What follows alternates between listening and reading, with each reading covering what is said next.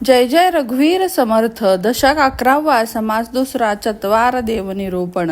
श्री गुरुभ्यो नमः. एक निश्चल एक चंचल अशा दोनच वस्तू असून सर्व लोक चंचलतेतच गुंतले आहेत.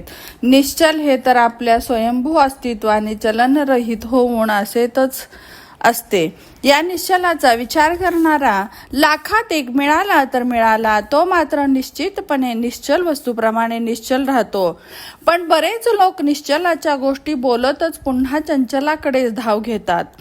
चंचलतेच्या चक्रापासून सुटका करून घेणारे विरळच. चंचल प्रवृत्ती होण्याचे कारण म्हणजे तिचा जन्म चंचलतेमध्येच झाला आहे, ती त्यातच वाढली आहे. सर्व आयुष्य चंचलतेनेच भरलेले असते. असे संपूर्ण जग चंचलतेकडेच चाललेले आहे. त्याने सर्व कार्य चंचलच संभवते. अशा बलवान चंचलेला सोडून निश्चलात विश्रांती घेणारे कोण आहे रे बाबा? चंचल कधीही निश्चल होऊ शकत नाही आणि निश्चल ही कधी चंचल होऊ शकत नाही. ही गोष्ट नित्यानित्य विवेकाने लोकांना थोडी फार समजते, पण हा विषयच असा आहे की समजल्यासारखे वाटले तरी पूर्ण समजत नाही आणि थोडा फार अनुभव आल्यासारखा वाटला तरीही तो लगेच नाहीसा होतो. हे ते काहीही असो, संशय, अनिश्चितता, भ्रम हे चंचलामधील सर्व शीनच असून निश्चलात हे कधीही असू शकत नाही. हे रहस्य जाणायलाच हवे. जास्त काय सांगावे? जे चंचल आहे ती सर्व माया असून ती नाश पावते, ही गोष्ट मात्र निश्चित आहे. त्यामध्ये लहान मोठे म्हणायचे कारण नाही. मायेच्या विस्तारात अष्टधा प्रकृती ही अनेक रूपाने विचित्रपणे विकार पावली आहे.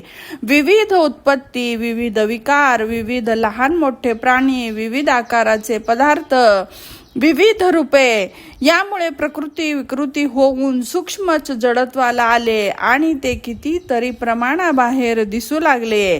त्यानंतर अनेक शरीराचा जन्म होऊन त्यांना नाव प्राप्त झाली आणि ती कोणत्याही भाषेत समजायलाही लागली. त्यानंतर रीती नियम ही एकापेक्षा एक जास्त वागणुकी प्रचलित होऊन सर्व लोक रूढीप्रमाणे वागू लागले. अशी लहान मोठी शरीर अष्टधा प्रकृतीने निर्माण झाल्यानंतर ती आपल्याला स्वभावाप्रमाणे वागू लागली. आपापल्या स्वभावाप्रमाणे वागू लागली. अनेक मत निर्माण झाली. पाखंडी समाज वाढला आणि अनेक प्रकारच्या दंगली माजल्या. लोक रूढीचा प्रवाह जसा वाहतो तसेच वागू लागले. तेथे एकच व्यक्ती नसल्याने कोणाला कोणी शहाणपणा सांगावा हे कळेनासे झाले. जग हे एक मोठी जत्राच होऊन तेथे सगळे एकापेक्षा एक मोठे समजू लागले. पण खरं कुणाचं आणि खोटं कुणाचं कोण जाणे?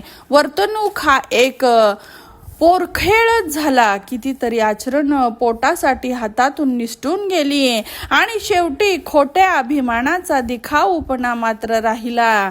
देवही असंख्य झाल्यामुळे देवांचा गोंधळ सुरू झाला. एवढेच नव्हे तर भूत आणि देव यांचा दिखाऊपणा एकच होऊन गेला. खरा देव कोणालाही समजेना असे झाले. कशाचा कशाला मेळ बसेना, एकमेकांचे पटेनासे होऊन कोणाचे काहीही चालेनासे झाले. अशा प्रकारे विचारच बिघडून गेला. खरं खोटं कोण पाहणार? कोणालाही खरे मोठे कोणते, लहान कोणते याची जाणीवच उरली नाही. शास्त्रांचा बाजारच भरला. देवदेवतांचा गोंधळ माजला आणि लोक तर कामनेने व्रत करण्यास उद्युक्त झाले. मतमतांतरामध्ये भांडण विकोपाला जाऊन कोणी कोणाचे ऐकेनासे झाले. ज्यांना जे मत सापडले त्याला तेच श्रेष्ठ झाले असल्याचा अभिमान बाळगल्याने अधोगतीच होते निश्चितच. म्हणून विचारवंत सार शोधून घेतात. लोक कसे वागतात ते सर्व ज्ञानी पुरुषांनी तळहातावरील आवळ्याप्रमाणे स्पष्ट जाणलेले असते. हे विचारी जन हो, ते कसे याचे विवरण करीत आहोत ऐका. लोक कोणत्या मार्गाने जातात, कोणत्या देवाची भक्ती करतात याची प्रचिती स्थिती लक्ष देऊन ऐका. बहुतेक सर्व लोकांच्या भक्तीची रीत म्हणजे दगड, माती, धातू इत्यादींच्या विविध प्रतिमेच्या देवतांचे पूजन ही होय. दुसरे लोक वेगवेगळ्या देवांचा अवतार महिमा ऐकतात आणि सदैव त्या अवताराचे जप ध्यान पूजा करतात.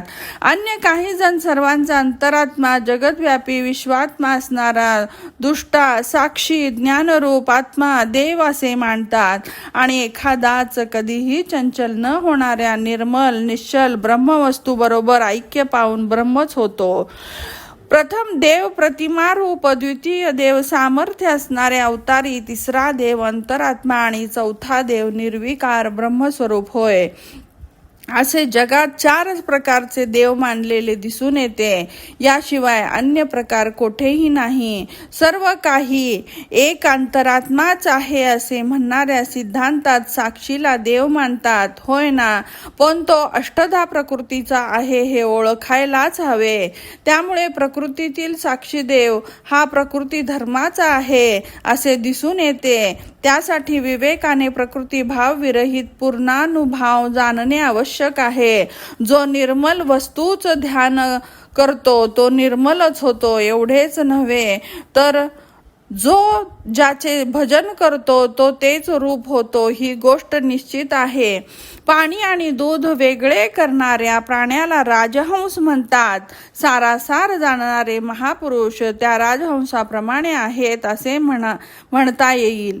चंचलाचे ध्यान करणारा सहज चंचलच होतो आणि निश्चलाचे ध्यान करणारा निश्चलच होऊन राहतो. याचा संशय का घेता? शेवटी आमचे सांगणे असे की सर्व लोक आपापल्या प्रकृती धर्माप्रमाणे वागू शकतात, पण आपल्यात असणाऱ्या शाश्वत वस्तूला ओळखायला हवे.